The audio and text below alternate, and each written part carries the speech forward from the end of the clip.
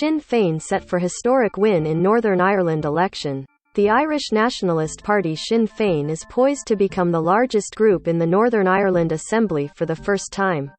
Belfast, Northern Ireland. The Irish nationalist party Sinn Fein was poised to become the largest group in the Northern Ireland Assembly for the first time, giving it the right to the post of First Minister in Belfast, according to vote counting results Saturday from this week's local election. A Sinn Féin win would be historic because Unionist parties have led the legislature since Northern Ireland was formed as a Protestant majority state in. An election victory would bring the party's ultimate goal of a united Ireland a step closer.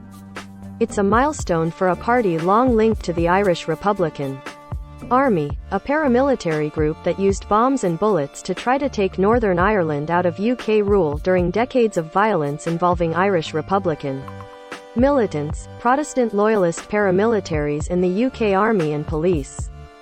But Sinn Féin has kept unification out of the spotlight this year during a campaign that has been dominated by the skyrocketing cost of living. Party leaders have indicated there will be no immediate moves for a referendum on a united Ireland, and no constitutional change would take place until voters decide on it. With more than two-thirds of 90 seats counted so far, results on Saturday showed that Sinn Féin has 23 seats, while the Democratic Unionist Party, which has been the largest party in the Northern Ireland Assembly for 2 decades, has 21. The centrist Alliance Party, which doesn't identify as either nationalist or unionist, has seen support surge and is set to be the other big winner of this year's local UK elections. It has 15 seats so far. While a Sinn Féin win would be a historic shift that shows diminishing support for unionist parties, it's far from clear what happens next.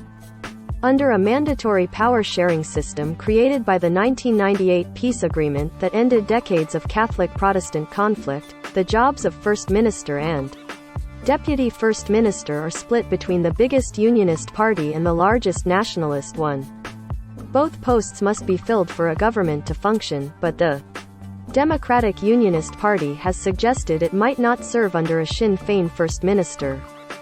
The DUP has also said it will refuse to join a new government unless there are major changes to post-Brexit border arrangements, known as the Northern Ireland Protocol. The post-Brexit rules, which took effect after Britain left the European Union, have imposed customs and border checks on some goods entering Northern Ireland from the rest of the UK. The arrangement was designed to maintain an open border between Northern Ireland and EU member Ireland, a key pillar of the peace process. But it angered many Unionists, who maintain that the new checks have created a barrier between Northern Ireland and the rest of the UK that undermines their British identity. In February, the DUP's Paul Givan resigned as First Minister as post-Brexit tensions triggered a fresh political crisis in Northern Ireland. Polling expert John Curtis, a professor of political science at the University of Strathclyde, said the Northern Ireland results from the local elections there's a legacy of Brexit. The unionist vote has fragmented because of the divisions within the community over whether or not the Northern Ireland Protocol is something that can be amended satisfactorily or whether it needs to be scrapped, he wrote on the BBC website. Persuading the DUP to join a new government and trying to press the EU to agree to major changes in post-Brexit arrangements will pose a headache for British Prime Minister Boris Johnson, he added. Johnson's own Conservative Party lost at least 450 seats in this week's local election.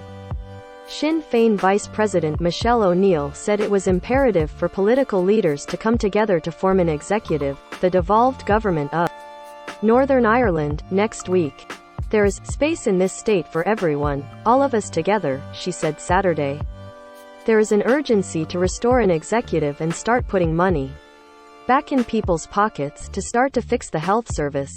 The people can't wait. O'Neill has said with regards to Irish unification, there would be no constitutional change until voters decide on it.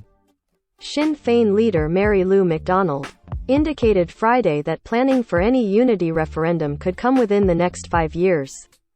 The full results of Thursday's local election, which uses a system of proportional representation, were expected later in the weekend. Northern Ireland's new legislators will meet next week to try to form an executive body. If none can be formed within 6 months, the administration will collapse, triggering a new election and more uncertainty.